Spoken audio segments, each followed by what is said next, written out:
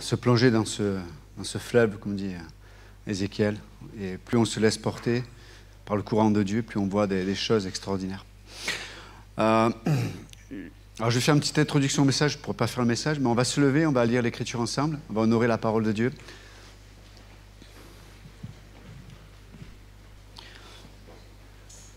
Juste un verset dans Genèse 2, chapitre 2, au verset 25.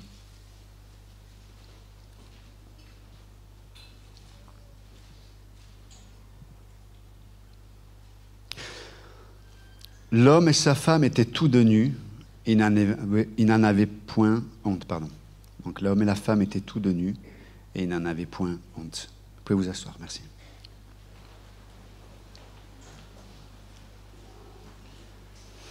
Et ça, c'était une belle relation de couple. Hein. Ils n'avaient point honte. Et c'est intéressant de voir à quel point la honte se trouve dans la conscience de l'être humain. Et on sait qu'il y a beaucoup de mécanismes de défense dans l'âme humaine pour pallier à cette honte. Parce que derrière la honte, il y a la culpabilité. Et d'une façon ou d'une autre, on peut voir que la honte nous fait dire que nous ne sommes pas acceptables.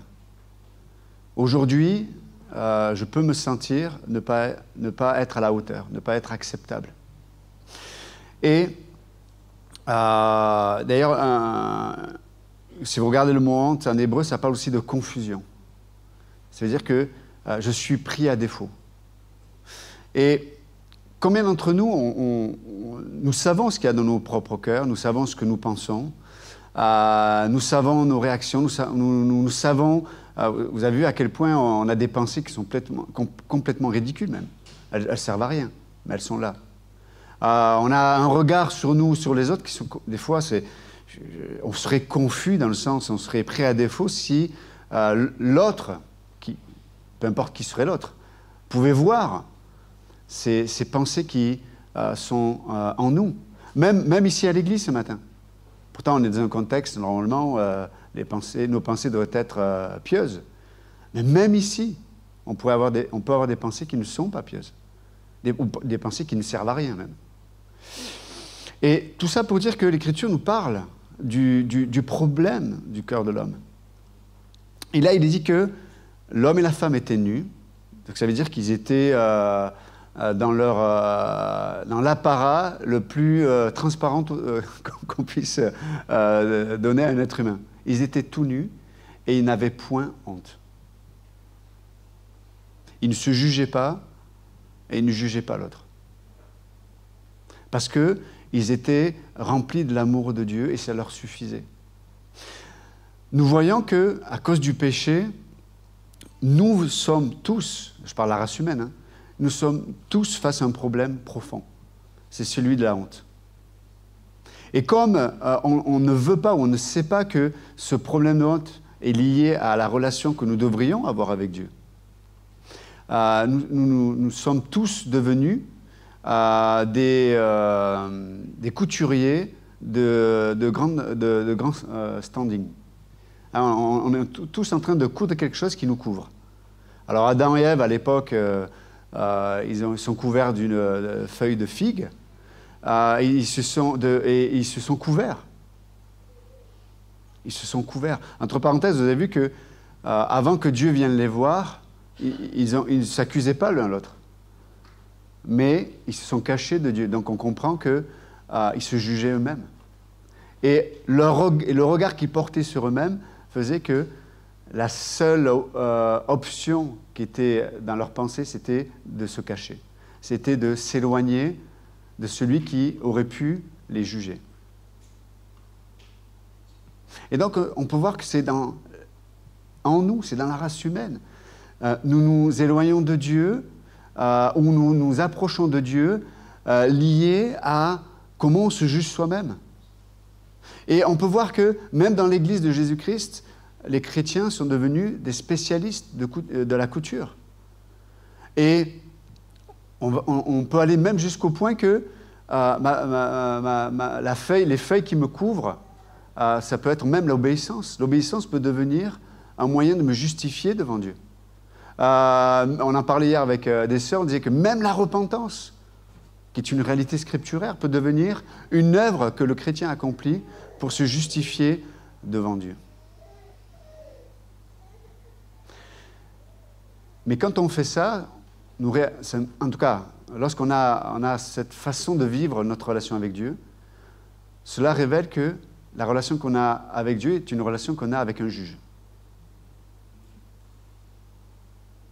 Et d'ailleurs, le serpent, dans Genèse 3, on le verra plus tard, il a enfermé Ève et Adam dans ce regard vis-à-vis de Dieu. Il a amené une pensée où Dieu devenait un juge. Non pas quelqu'un qui voulait leur faire du bien. Il est arrivé avec une pensée à occulter tout ce que Dieu avait fait pour l'homme. Vous imaginez, il a créé l'univers, il a créé le ciel et la terre, il avait créé Éden et le jardin d'Éden. Et tous les arbres qu'il y avait pour l'homme, avec une pensée, une réflexion. Il a empêché l'homme de voir le cœur de Dieu. Et Dieu est devenu un juge. Combien d'entre nous, notre relation à Dieu est une relation de juge à accuser. Et on vit dans la culpabilité. Et on veut se couvrir. On veut se couvrir. Certains vont se couvrir avec de l'argent. Vous savez, vu que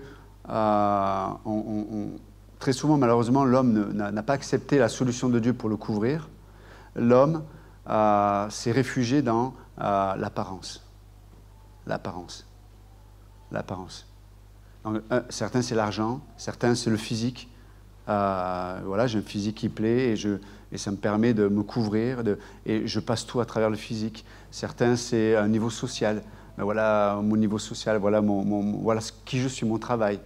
Certains, ça va être l'intelligence, certains, ça va être les muscles. On peut avoir les deux aussi. Hein. Mais on n'est pas contre l'intelligence, on n'est pas contre le sport. Mais est-ce que ça devient mon moyen de me couvrir? Et donc, l'Écriture, et c'est intéressant, donc l'homme, parce qu'on aurait pu s'imaginer que lorsqu'ils ont péché, ils auraient pu se dire, purée, on a fait ce qu'il ne fallait pas faire, quoi. Mais au moins, retournant à Dieu, et je suis sûr, on est convaincu, vu tout ce qu'il a fait, tout ce qu'il est, tous les moments qu'on a passés ensemble, je suis sûr qu'il a une solution. C'est même pas venu à l'idée. Ils se sont cachés de Dieu.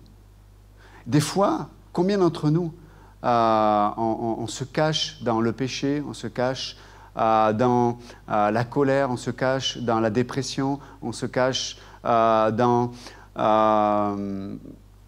des substituts à Dieu, certains l'alcool, la drogue, la fête, mais on se cache parce qu'on se dit, mais si je vais à Dieu, c'est un juge que je vais trouver en face de moi. Mais Dieu dit que, avant même la fondation du monde, Christ a été immolé. Ça veut dire que, oui, Dieu a jugé Adam et Ève. Il leur a dit, si vous mangez l'arbre de la connaissance du bien et du mal, vous allez mourir. Et c'est vrai. Mais ce qu'ils n'avaient pas vu, parce qu'ils avaient comme fondation, malheureusement, et comme couverture spirituelle, le mensonge du diable. Mais ils avaient omis une chose, le cœur de Dieu. Bien sûr que la mort est rentrée parce qu'ils sont sortis de la couverture de Dieu et Dieu leur dit, si vous sortez de cette couverture, la mort va venir dans votre existence. La mort psychologique, la mort physique et la mort spirituelle. Et même la mort éternelle, malheureusement, dans certains cas. Mais lorsque Dieu est venu à eux, et c'est extraordinaire de voir que c'est Dieu qui est venu. Et là, tous les témoignages qu'on a entendus, on peut dire ce qu'on veut, mais c'est Dieu qui est venu. C'est Dieu. Et Dieu peut t'utiliser toi, Dieu peut m'utiliser pour aller vers les gens. Mais Dieu vient sans cesse vers nous. Et ce qui est beau, c'est qu'ils ont eu les conséquences de leur péché. C'est vrai. Mais Dieu a fait quoi? Il les a couverts. Dieu les a couverts. Est-ce que, mes amis, est-ce qu'on va accepter ce que Dieu a choisi pour nous couvrir? le sang de Christ, le pardon, la miséricorde de Dieu, la grâce de Dieu. Est-ce que ce matin, on va accepter l'habit que Dieu veut pour moi? Dieu ne veut pas qu'on s'habille de notre obéissance. L'obéissance doit être le fruit. C'est la conséquence du fait que Dieu m'a habillé, Dieu m'a pardonné. Et donc, je suis acceptable devant Dieu. Et dans 2 passages, Hébreux 4,16 et Hébreux 10, il est dit « Venez avec assurance devant Dieu ». Certains se disent ici non, mais quand je serai à la hauteur, quand j'aurai réglé ce problème dans ma tête, quand j'aurai réglé le... parce que, vous savez, certains même, sans s'en rendre compte, lorsqu'on était gamin, on était peut-être dans nos familles, même si nos familles étaient correctes, hein, mais on a pu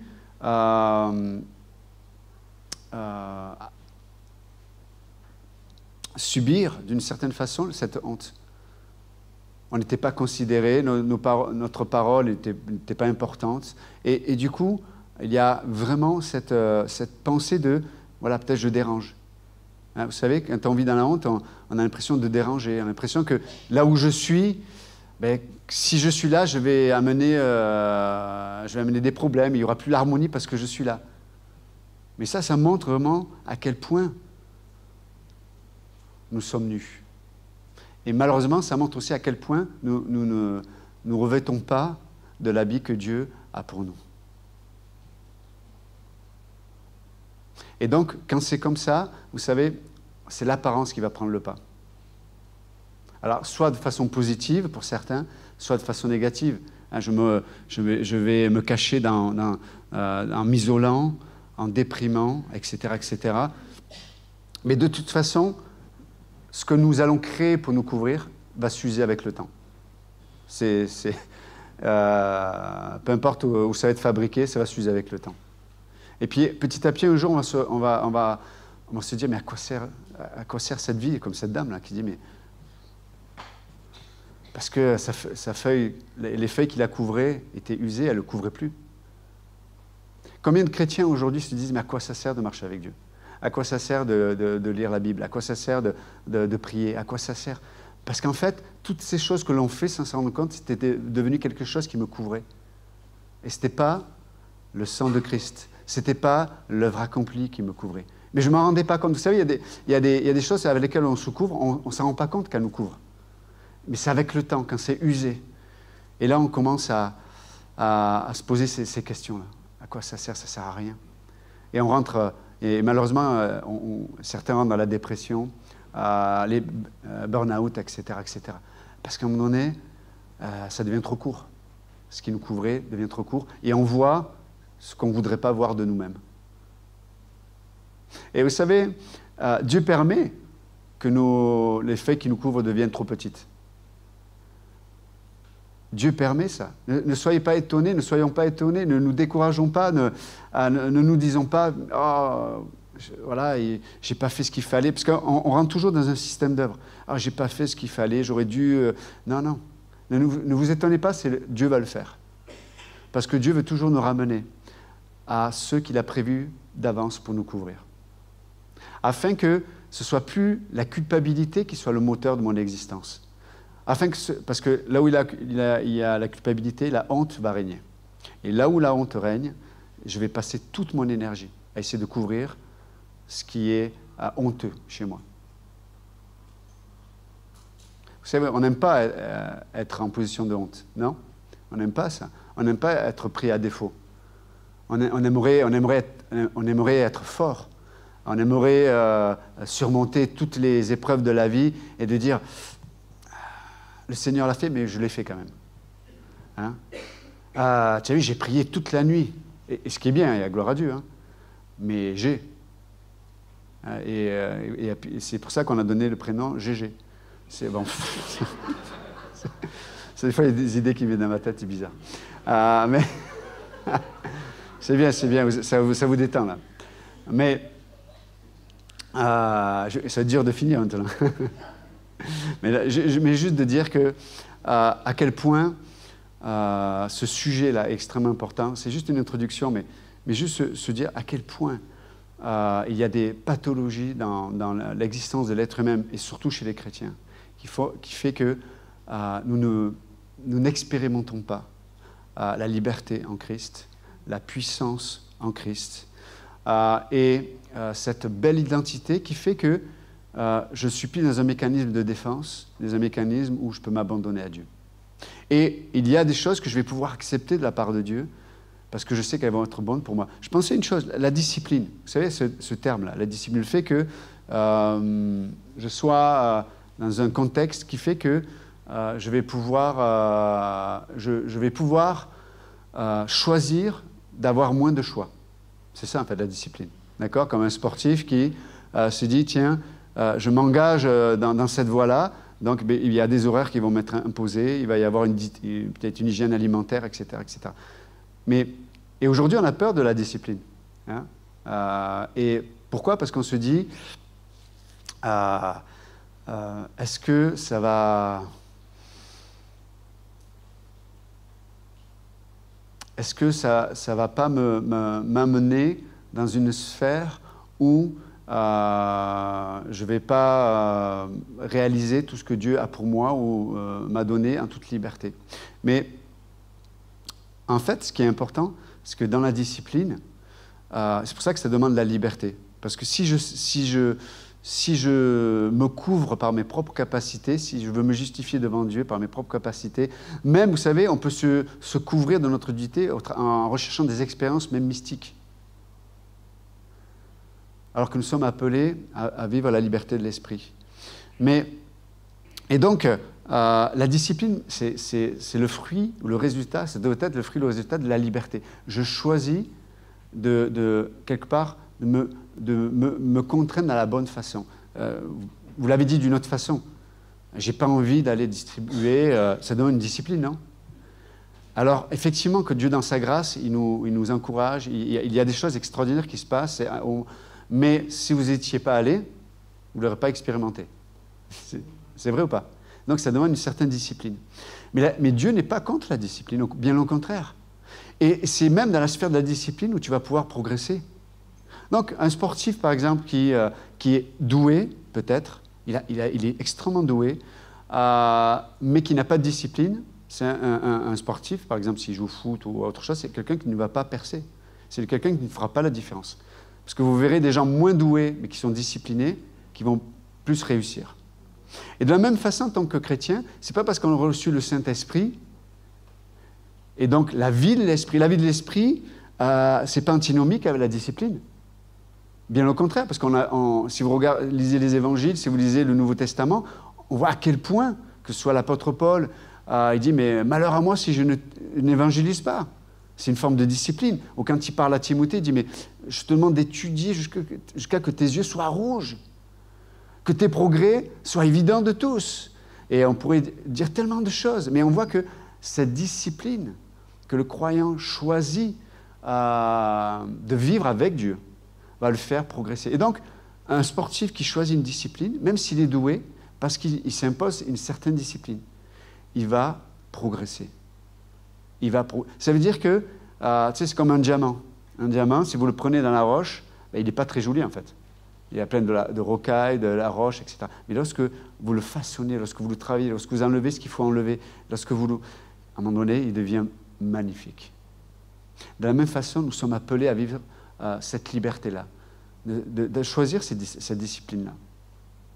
Et je sais que ça va à l'encontre de la pensée moderne où, quelque part, on se dit, pour être libre, on se dit, il faut que j'ai envie de faire ce que je fais.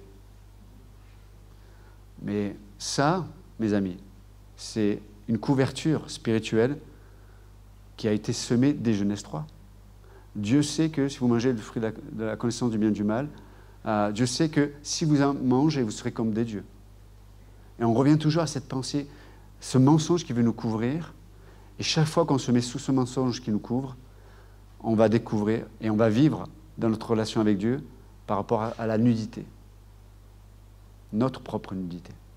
Donc, juste vous encourager ce matin à accepter ce que Dieu nous a proposé par la foi pour nous couvrir. D'accord? Et c'est pour ça que Paul va dire, c'est l'amour de Dieu qui me presse. Plus j'accepte cette couverture que Dieu nous a offerte à la croix, par le sang de Christ, plus notre motivation va changer. Et c'est l'amour de Dieu qui va me presser. L'amour de Dieu qui va me presser. Et on va pouvoir entrer dans les œuvres préparées d'avance et avoir cette liberté, comme je disais tout à l'heure, d'accepter la discipline pour notre propre existence. Donc voilà, c'était juste une petite pensée pour introduire le sujet, mais je veux vous encourager. On a une belle identité en Jésus-Christ. Une belle identité. Nous ne nous attachons pas à l'apparence, et même une apparence évangélique. On est appelé à vivre la couverture que nous avons reçue de la part de Dieu. Ok? Merci encore pour ce beau témoignage, pour voilà, la parole de Dieu. Elle ne revient pas à Dieu sans avoir fait son effet. Et on va prier. Père Céleste, merci encore pour ta parole ce matin.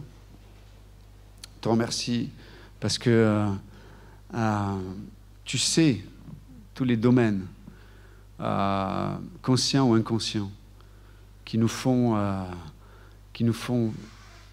tellement travailler pour essayer de couvrir tout ce qui, à nos yeux, ne nous rend pas ni acceptable ni à la hauteur de toi, ou peut-être d'un cercle, quel qu'il serait, dans le travail, dans le monde, dans l'Église ou quoi que ce soit.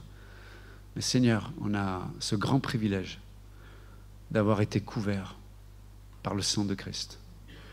Et c'est notre identité. Et nous savons ce matin que nous sommes acceptables, que nous sommes acceptés et que nous sommes aimés. Non pas parce que nous sommes aimables en nous-mêmes, mais parce que ta justice nous a couverts. Et ce n'est pas un juge qui est en face de nous, c'est un Père qui nous appelle. Viens tel que tu es, viens vers moi, parce que c'est moi qui est capable de te transformer, c'est moi seul qui est capable de te changer. C'est mon amour seul qui peut te libérer. Merci Père. Nous prions de bénir le reste de cette journée. Dans le bon nom de Jésus, nous prions. Amen.